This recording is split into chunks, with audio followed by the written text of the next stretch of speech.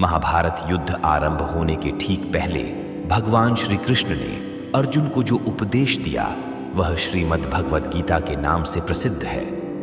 महाभारत युद्ध के समय रणभूमि में भगवान श्री कृष्ण ने अर्जुन को जो ज्ञान दिया था वह गीता में बताया गया है। गीता में ऐसी बहुत सी बातें हैं जो मनुष्य को जीवन की कई कठिनाइयों को आसान बनाती है। इतना ही नहीं, गीता पढ़ने पर मनुष्य को बहुत सी नई जानकारियां भी मिलती है। साथ ही हर अध्याय के नियमित पाठ का अपना लाभ और महत्व है। भगवान शिव ने देवी पार्वती को गीता के पहले अध्याय के पाठ का महत्व जो बताया है वही यहाँ आपके लिए प्रस्तुत है। लेकिन गीता के पहले अध्याय के महत्व को जानने से पहले जान लीजिए श्रीमद् भगवद गीता के प्रथम अध्याय की खास बातें। गीता के पहले अध्याय का नाम अर्जुन विषाद योग है। इस अध्याय में कुरुक्षेत्र के मैदान में उपस्थित बंधुओं और संबंधियों को सामने देखकर अर्जुन के मन में उठे विषाद और मनस्थिति का वर्णन किया गया है, जिसे संजय धृतराष्ट्र को बताते हैं। गीता प्रथम अध्याय का महत्व। एक समय पार्वती जी ने पूछा है, महादेव जी, किस ज्ञान के बल पर संसार के सब लोग आपको शिव कहकर पूजते हैं? मृगछाला ओढ़े और अपने सभी अंगों में शमशान की विभूति लगाएं, गले में सर्प और नर मुंडों की माला पहने हुए हो। इनमें तो कोई भी पवित्र नहीं, फिर आप किस ज्ञान से पवित्र माने जाते हैं? तब महादेव ने उत्तर दिया कि हे प्रिय, सुनो, मैं गीता ज्ञान को अपने हृदय में धारण करने से पवित्र माना जाता हूं। इस ज्ञान से मुझे बाहर के कर्म नहीं व्यापते। तब पार्वती जी ने कहा कि हे भगवान, जिस गीता ज्ञान की आप ऐसी स्तुति करते हैं उसके श्रवण करने से कोई कृतार्थ भी हुआ है? महादेव ने उत्तर देते हुए कहा कि इस ज्ञान को सुनकर बहुत से जीव कृतार्थ हुए हैं और आगे भी होंगे। मैं तुम्हें एक पुरातन कथा कहता हूं, तुम सुनो। एक समय पाताल लोक में शेषनाग की शैया पर श्री नारायण जी नैन मूंद कर आनंद में मग्न थे। उस वक्त भगवान के चरण दबाते हुए लक्ष्मी जी ने पूछा, हे प्रभु, निद्रा और आलस्य तो उन पुरुषों को व्यापता है जो जीव तामसी होते हैं, फिर आप तो तीनों गुणों से अतीत हो। आप तो वासुदेव हो, आप जो नेत्र मूंद रहे हो, इससे मुझके बड़ा आश्चर्य है। नारायण जी ने उत्तर देते हुए कहा, हे लक्ष्मी, मुझको निद्रा आलस्य नहीं व्यापता। एक शब्द रूप जो भगवद गीता है उसमें जो ज्ञान है उसके आकार रूप है। ये गीता शब्द रूप अवतार है। इस गीता में यह अंग है। 5 अध्याय मेरे मुख है, 10 अध्याय मेरी भुजा है, 16वां अध्याय मेरा हृदय और मन और मेरा उदर है, 17वां अध्याय मेरी जंघा है, 18वां अध्याय मेरे चरण हैं। गीता श्लोक ही मेरी नाड़ियां हैं और जो गीता के अक्षर है वो मेरा रोम है। ऐसा मेरा शब्द रूपी जो गीता ज्ञान है उसी के अर्थ में हृदय में विचार करता हूं और बहुत आनंद प्राप्त होते हूं। लक्ष्मी जी बोली, हे श्री नारायण जी, जब श्री गीता जी का इतना ज्ञान है तो उसको सुनकर कोई जीव कृतार्थ भी हुआ है, सो मुझसे कहो।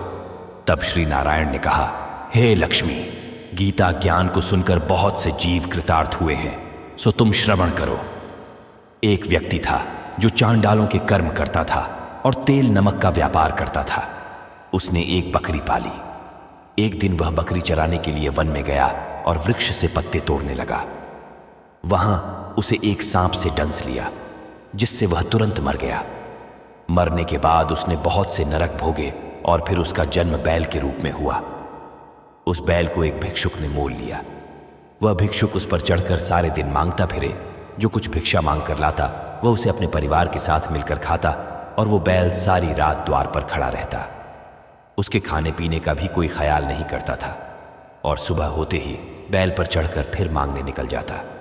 जब बहुत दिन हो गए तो वह बैल भूख से गिर गया, लेकिन उसके प्राण नहीं निकले। नगर के लोगों ने देखा और उस बैल को कोई तीर्थ का फल दे तो कोई व्रत का फल दे, तब भी उस बैल के प्राण नहीं छूटे। एक दिन गणिका आई।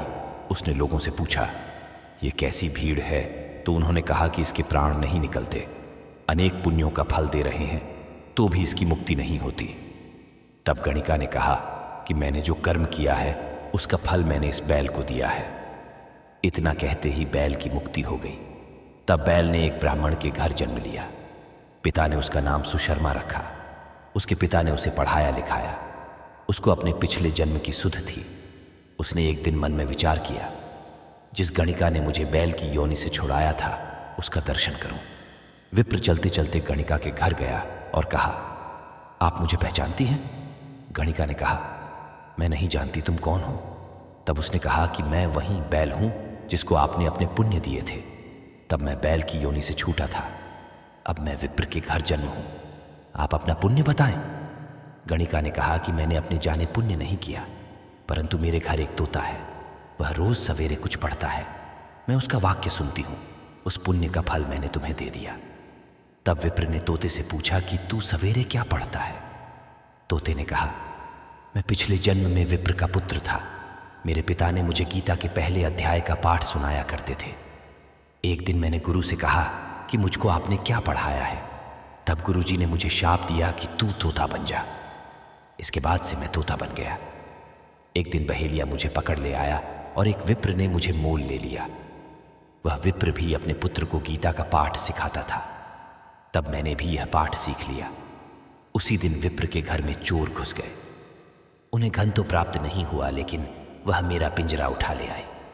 उनकी यह गणिका मित्र थी, वह मुझे उसके पास ले आए। सो मैं नित्य प्रातः गीता जी के पहले अध्याय का पाठ करत हूं, जिसे यह गणिका सुनती है, पर इस गणिका को समझ में नहीं आती। जो मैं पढ़ता हूं वही इस गणिका ने तेरे निमित्त दिया था, वह श्री गीता जी के पहले अध्याय का फल था। तब विप्र ने कहा कि हे तोते, तू भी विप्र है, मेरे आशीर्वाद से तेरा कल्याण हो। सो हे लक्ष्मी। विप्र के इतना कहते ही वह तोता भी मुक्ति को प्राप्त हो गया। तब गणिका ने बुरे कर्म छोड़ भले कर्म ग्रहण किए और नित्य स्नान करके श्री गीता जी के प्रथम अध्याय का पाठ करना शुरू कर दिया, जिससे उसकी भी मुक्ति हो गई। ऐसा है गीता के प्रथम अध्याय के पाठ का महत्व। कृपया करके आप हमारे इस चैनल को एक लाइक और सब्सक्राइब जरूर करें।